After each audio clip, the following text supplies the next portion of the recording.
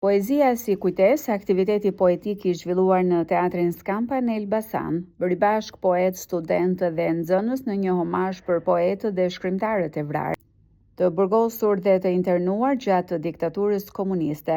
Aktiviteti u organizua në kuadër të 21 majit, ditës së qëndresës ndaj regjimit totalitar, me synimin për të sjellë tek të rit kujtesën historike përmes letërsisë dhe poezisë, të rit pjesëmarrëse cilësuan poezinë dhe librin si element rëndësishëm për formimin kulturor dhe shpirtëror të brezit të ri. Të trishtuar, të arlotin. Po nuk desha t'i tramba arlekinat e mirë.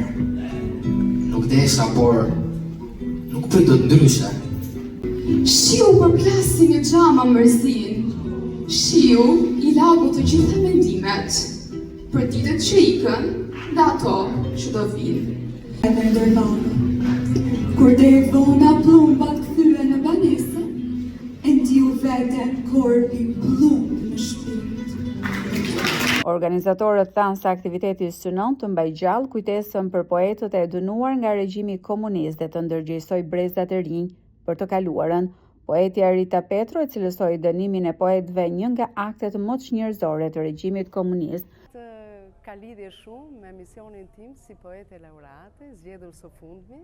Kam një program të caktuar dhe këtë në fakt aktivitet e kam më për zemër, sepse është aktiviteti që lidhet në përkujtim të revoltës së Spaçit, të ditës së 21 majit, që është edhe dita e kujtesës për revoltën kundër regjimit totalitar.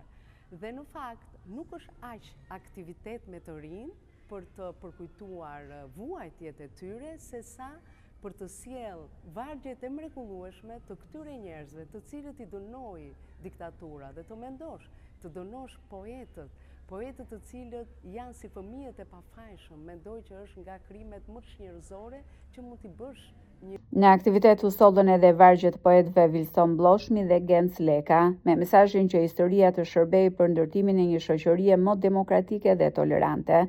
Profesues të Institutit për Demokraci, Media dhe Kulturë theksuan rëndësinë e ruajtjes së kujtesës historike.